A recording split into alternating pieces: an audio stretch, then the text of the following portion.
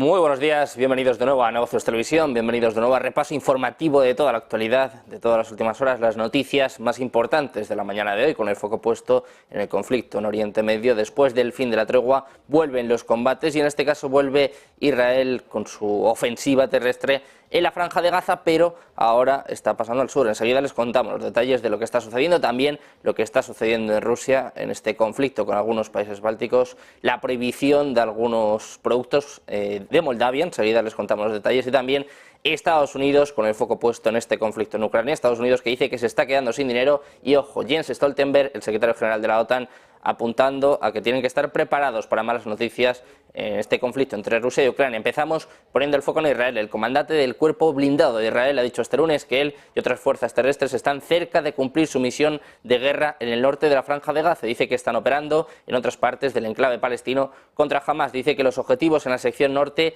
casi se han cumplido. Esto es lo que apunta el general de la brigada, Hisham Ibrahim, a la radio del ejército de Israel, apuntando a que están empezando a ampliar la maniobra terrestre a otras partes de la franja con un objetivo: derrocar al grupo terrorista de Hamas. En esta línea, decenas de tanques, vehículos de transporte y tropas excavadoras israelíes han entrado en el sur de la Franja de Gaza, cerca de la ciudad de Khan Yunis, según están declarando a la agencia France Press. De hecho, Israel lanzó una ofensiva terrestre en el norte el 27 de octubre con cientos de miles de palestinos que han huido al sur y que están siendo sometidos ahora a intensos bombardeos, y donde el ejército israelí ha anunciado su intención de ampliar sus operaciones terrestres con el fin de eliminar a los dirigentes y las infraestructuras de Hamas. Apuntan a que los tanques han entrado por el puesto de control militar fronterizo de Kisufim al oeste y que están avanzando más de 2 kilómetros en la aldea de Al-Qarara, al noroeste de Khan Yunis. Ahora están concentrados en la zona de Abu Houl, al oeste de la carretera de Salahed Dain, según están asegurando algunos testigos la agencia France Press. Como decimos, Israel pasando su ofensiva terrestre al sur de la Franja de Gaza. Seguimos en esta línea y les contamos que las fuerzas aéreas israelíes han informado de que en la noche del domingo han atacado cerca de 200 objetivos de Hamas en Gaza. Dice que un avión de la Fuerza Aérea ha atacado vehículos, incluidos misiles, morteros y otros medios de guerra. Esto es lo que afirma el propio ejército israelí en las redes sociales. Además, relata un ataque aéreo que eliminó a un escuadrón terrorista. Posteriormente, dicen, la brigada atacó el almacén de armas de donde salen los terroristas. Nuevos ataques por parte de Israel con 200 objetivos de Hamas atacados durante la noche del domingo. Seguimos con más noticias. El ejército israelí ha asegurado este lunes que no está tratando de obligar a los civiles palestinos de Gaza a abandonar definitivamente sus casas, aunque, eso sí, ha reconocido que las condiciones son duras en este enclave sometido a bombardeos. Dice el ejército que no están intentando desplazar a nadie, tampoco intentando sacar a nadie de ningún sitio de forma permanente. Esto es lo que está asegurando Jonathan Conricus, uno de los portavoces del ejército israelí. De hecho, apunta que están pidiendo a los civiles que evacúen la zona de combate y han designado una zona humanitaria dentro de la Franja de Gaza, refiriéndose a una estrecha banda costera dentro de este territorio palestino llamada Al-Mawasi. En su última estimación, la Oficina de Asuntos Humanitarios de la ONU calculó que 1,8 millones de gazatíes se han visto desplazados ya de sus hogares. Para que se hagan una idea, más o menos el 75% de la población. A pesar de todas estas noticias, el primer ministro israelí, Benjamin Netanyahu, está en el foco, tiene problemas, y es que el juicio del primer ministro por cargos de corrupción, que fue suspendido junto con todos los demás casos no urgentes después del 7 de octubre, se va a reanudar hoy en el Tribunal de Distrito de Jerusalén, una orden de emergencia que el ministro de Justicia, Yariv Levin, ha impuesto a los tribunales cuando comenzó la guerra con Hamas. Expiró la semana pasada y se ha ordenado a la mayoría de los tribunales que reanuden sus operaciones normales. Netanyahu está actualmente exento de asistir a estas audiencias, pero es posible que le llamen a testificar dentro de unos meses. Netanyahu enfrenta cargos de soborno, fraude y abuso de confianza en un caso y cargos de fraude y abuso de confianza en otros dos casos. Él, por supuesto, niega haber actuado mal. Hay reacciones, declaraciones también por parte del presidente de Turquía, Tayyip Erdogan. Ha asegurado este lunes que el primer ministro Benjamin Netanyahu va a ser juzgado como criminal de guerra por la actual ofensiva israelí en la Franja de Gaza, según informa la agencia Reuters. En un discurso pronunciado en una reunión de un comité de la Organización de Cooperación Islámica en Estambul, Erdogan afirmó que Gaza es tierra palestina y que siempre va a pertenecer a los palestinos. Poco puesto también en Estados Unidos. Al menos 3 barcos mercantes recibieron ayer el impacto de otros tantos misiles o drones hutíes. Esto es lo que informa el Mando Central de Estados Unidos, que cubre la región militar que va de Egipto a Pakistán y Kazajistán. Ninguna de estas naves sufrió desperfectos, según las autoridades militares estadounidenses. Uno de ellos, el Unit Explorer, tiene armador británico, otro es de propiedad japonesa y el tercero surcoreana. Los 3 parece haber sido alcanzados de refilón sin sufrir daños materiales o humanos. En al menos uno de los casos, un dron hutí explotó sobre el barco. Las 2 primeras embarcaciones son mercantes de carga a granel, mientras que la tercera, coreana, es un petrolero. Ataques a buques de guerra de Estados Unidos en el Mar Rojo.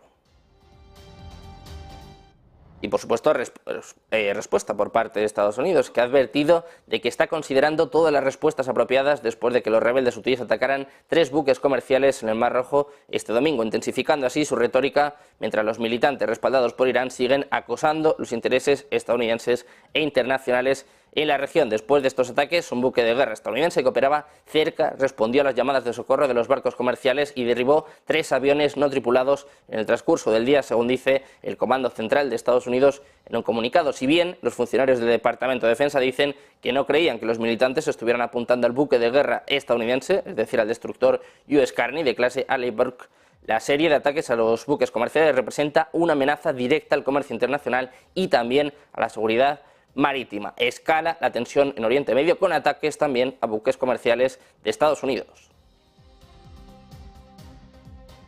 Hay más ataques, en concreto a Estados Unidos y en concreto a las fuerzas militares estadounidenses en la base de Ain al-Assad en Irak y también en Siria. Han sido atacadas en las últimas horas, según informa la red libanesa Al-Mayadin, eso sí, afiliada a Hezbollah, unos ataques que tuvieron lugar el domingo por la noche. Mientras tanto, Kataib Hezbollah, una milicia iraquí respaldada por la fuerza Quds de Irán, se atribuyó la responsabilidad del ataque en Siria.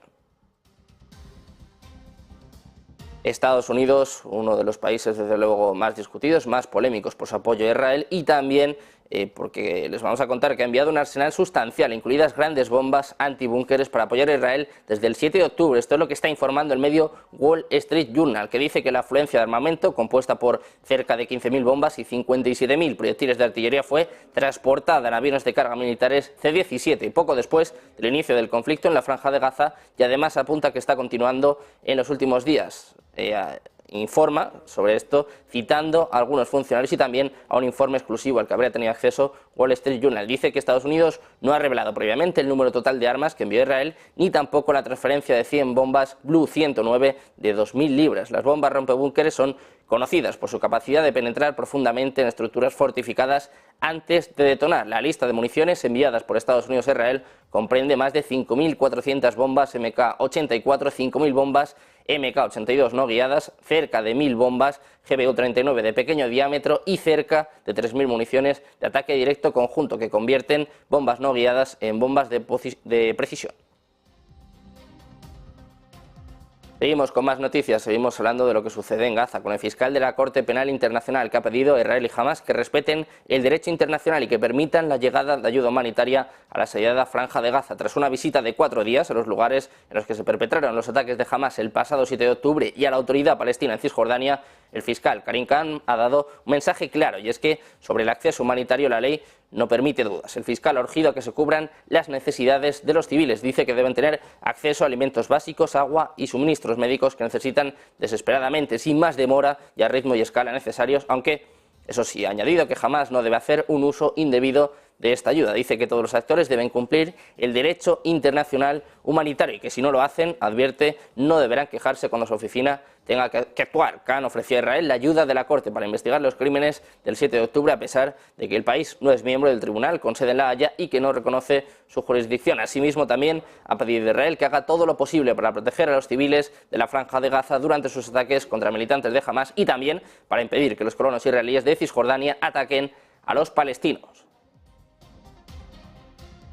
Ponemos ahora el foco en Irán. El portavoz del Ministerio de Asuntos Exteriores iraní, Nasser Kanani, ha asegurado que su país va a responder a los ataques contra sus intereses en Siria. Al ser preguntado por el asesinato de 2 guardias revolucionarios iraníes en Siria la semana pasada. Dice Kanani que ninguna acción contra los intereses de Irán y sus fuerzas de asesoramiento en Siria va a quedar sin respuesta. 2 miembros de la Guardia Revolucionaria iraní que prestaban servicio como asesores militares en Siria murieron en un ataque israelí, según informaron los medios de comunicación estatales iraníes el 2 de noviembre, la primera noticia de bajas iraníes desde que estalló la guerra hace casi 2 meses.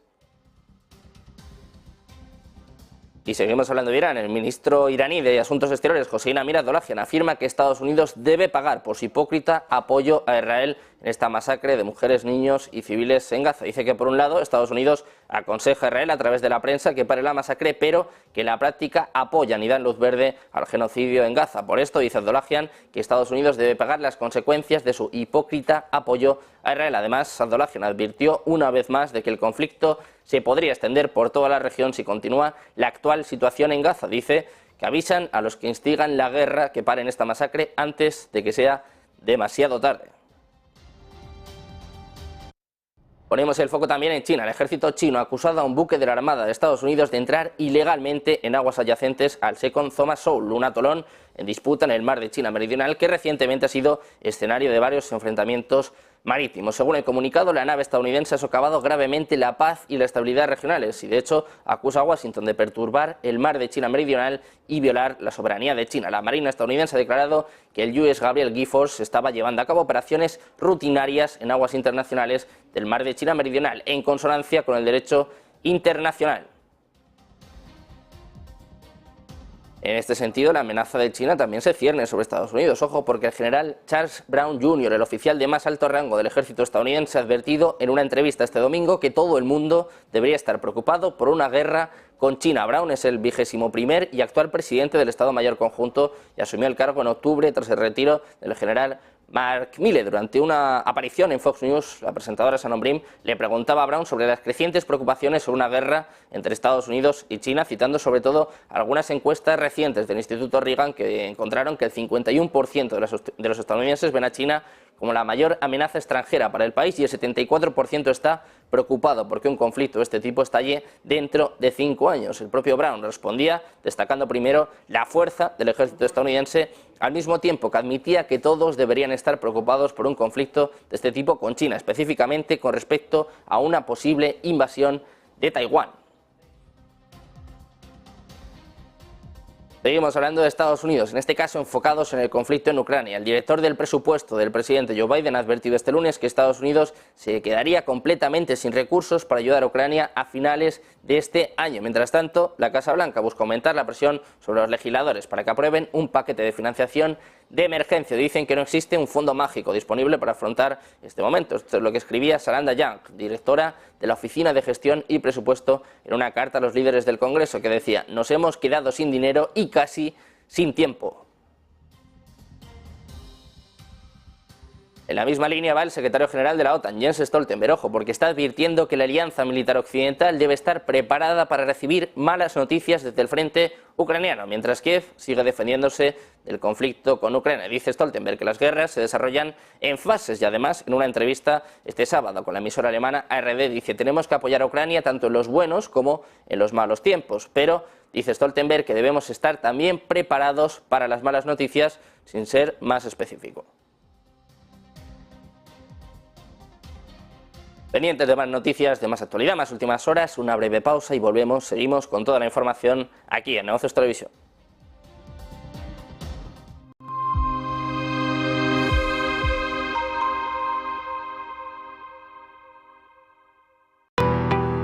¿Qué es Bitcoin? Hoy vamos a explicarles qué es exactamente Bitcoin, explicándoles los conceptos básicos para que entiendan esta criptomoneda de la que todo el mundo lleva años hablando. Esta explicación les servirá para saber también qué son exactamente las criptomonedas y cómo funcionan, para que puedan tener una noción un poco menos técnica de cómo funciona todo esto y a lo que nos referimos con cada término. Bitcoin es una criptomoneda o moneda virtual, concretamente la primera que fue desarrollada. Es la criptomoneda que le ha marcado el camino a todas las demás que llegaron después utilizando su tecnología. Esta tecnología es la cadena de bloques o tecnología blockchain, que también se utiliza para otras cosas. La primera de las criptomonedas fue creada por Satoshi Nakamoto, que es el seudónimo que corresponde a una persona que nadie sabe exactamente quién es, aunque sí que es cierto que ha habido muchas teorías. Esta persona publicó en 2009 un artículo en el que describía un sistema de pagos P2P al que llamó Bitcoin. Al cabo de unos meses, él mismo publicó la primera versión del software que permite gestionar la red de la moneda y que además empieza a interactuar con los primeros interesados en foros. La cantidad total de bitcoins que se emiten cada año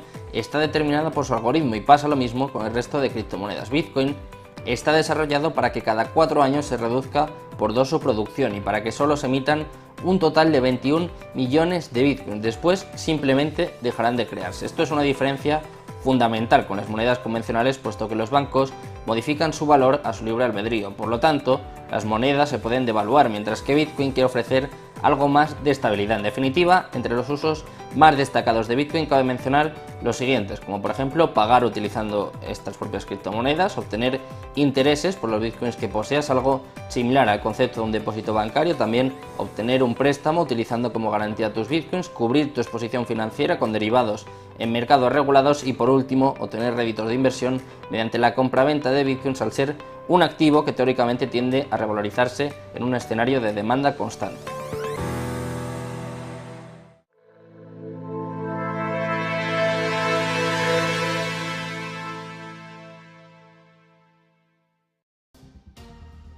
Ya estamos de vuelta en Negocios Televisión, seguimos pendientes de las últimas horas y ponemos el foco ahora en el conflicto que sigue teniendo lugar en Ucrania. Les contamos que Rusia ha lanzado esta madrugada 23 drones y un misil de crucero sobre Ucrania. Esto es lo que asegura la Fuerza Aérea ucraniana, añadiendo que sus sistemas de defensa han destruido el misil y 18 drones antes de que alcanzaran sus objetivos. La defensa antiaérea se desplegó en al menos 9 regiones de Ucrania, según informa la Fuerza Aérea en la aplicación de mensajería Telegram. Eso sí, la Fuerza Aérea no proporciona detalles sobre qué pasó con los drones que no fueron destruidos, ni tampoco si hubo algún daño como resultado de este ataque masivo con 23 drones y un misil de crucero.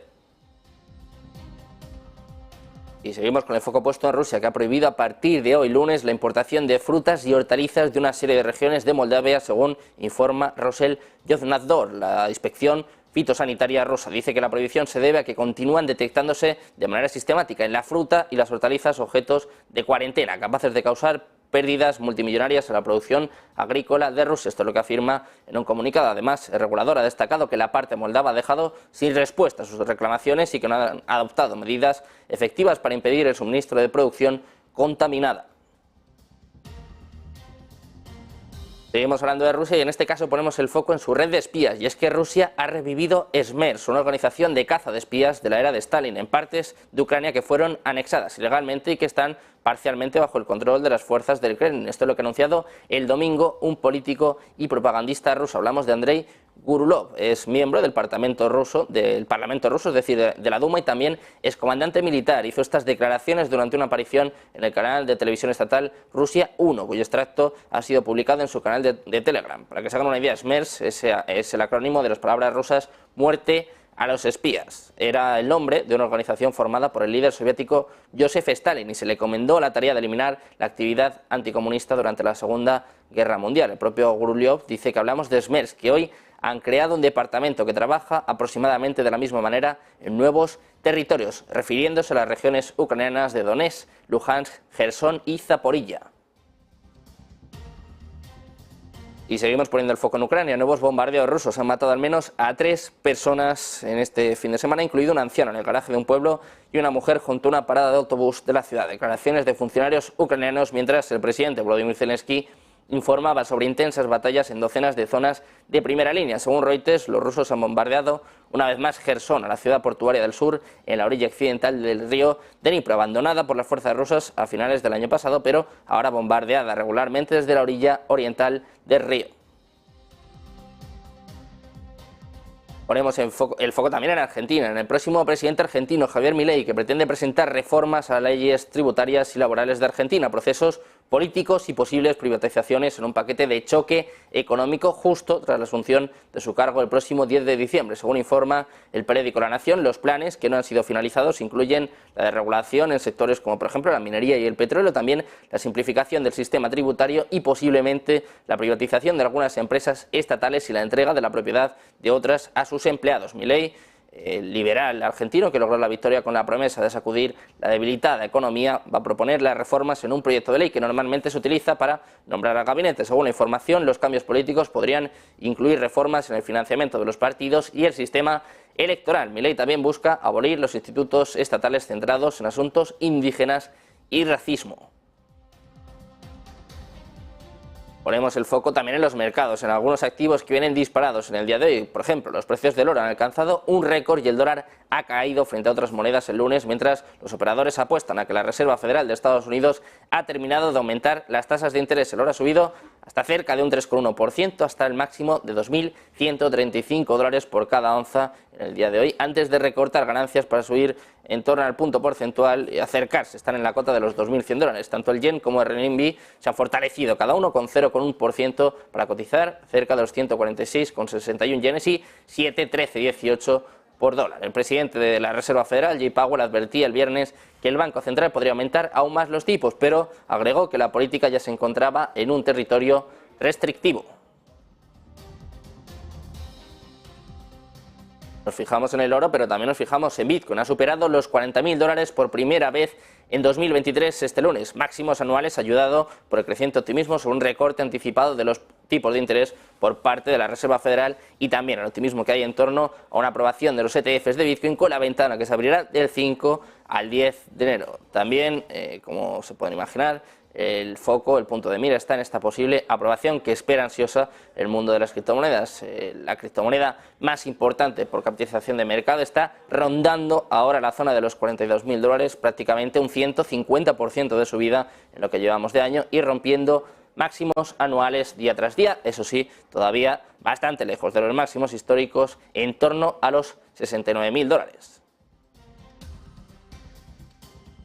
El foco también en Venezuela. El presidente del Consejo Nacional Electoral de Venezuela, Elvis Amoroso, ha informado de que el referéndum realizado este domingo sobre el Equesibo, territorio en disputa con Guyana, ha sido aprobado con una abrumadora mayoría, después de haber recibido más del 95% de los votos. La jornada, que ha transcurrido con tranquilidad, se prolongó 2 horas más por decisión del CNE, que ha anunciado que el sí ha ganado en las 5 preguntas planteadas en unos comicios en los que se ha registrado más de 10,5 millones de votos depositados en las urnas. En una comparecencia ante los medios, la autoridad electoral ha señalado que Venezuela es libre e independiente y que la soberanía reside en el pueblo y la ejerce a través del sufragio. Asimismo, ha felicitado al electorado por la participación sin precedentes en este referéndum histórico. Seguimos con el foco puesto en el petróleo. Brasil dice que nunca se unirá al grupo de países productores de petróleo de la OPEP como miembro de pleno derecho. Según su presidente, Luis Inácio da Silva, solo pretende participar como observador. Unas declaraciones de Lula a los periodistas en la cumbre climática COP28 de la ONU en Dubái, en las que ha aclarado sus declaraciones de un día antes de que Brasil iba a participar en la OPEP. En este sentido ha señalado que Brasil nunca será miembro de pleno derecho de la OPEP porque no quieren serlo. Además, dice que lo que quieren, decía Lula, es influir. Los ecologistas en Brasil y el extranjero han criticado al gobierno de Lula por presentarse como líder climático gracias a su éxito en la reducción de la deforestación en la selva amazónica, mientras sigue adelante con sus planes de perforar enormes yacimientos petrolíferos en alta mar. Ponemos el foco ahora en China, en el caso de liquidación de Evergrande, que, ojo, se va a retrasar hasta enero. Un juez de Hong Kong ha acordado retrasar un caso sobre la liquidación del gigante promotor inmobiliario chino, en una medida sorpresa que le da al promotor inmobiliario hasta el próximo mes para elaborar un plan de reestructuración que pueda ganarse el apoyo de los acreedores. La jueza Linda Chan ha señalado que el caso se aplazará hasta enero, después de que un abogado de Topsign, el acreedor que presentó una petición de liquidación contra el desarrollador chino, señalase que no se opondría al aplazamiento. El 29 de octubre, al aplazar la audiencia hasta el lunes, la jueza del Tribunal Superior de Hong Kong, Linda Chan, ha dicho que la próxima audiencia sería la última antes de que se tomara una decisión sobre la liquidación de Evergrande. Después de la orden de aplazamiento del lunes, las acciones de Evergrande revirtieron las pérdidas de más temprano en el día para subir hasta cerca del 13%. Nos fijamos también en la cumbre COP28, donde Bill Gates ha dicho que el mundo probablemente no va a cumplir el objetivo del Acuerdo de París de mantener el aumento de la temperatura por debajo de los 2 grados, pero eso sí, ha elogiado a la COP28 por lograr avances en la lucha contra el cambio climático a pesar de las tensiones geopolíticas. En una entrevista a Bloomberg, el progreso climático dice que avanza a pesar de que no cumpliremos con sus más altas aspiraciones. Unas declaraciones en la reunión anual de las Naciones Unidas en Dubái, citando la mayor asistencia jamás vista y nuevas iniciativas de alimentación y también de salud. Seguimos pendientes de toda la actualidad económica, geopolítica, internacional, pendientes también de traerles el mejor análisis. Quédense porque enseguida comienza Ponte en Acción de la mano de Eva Villanueva.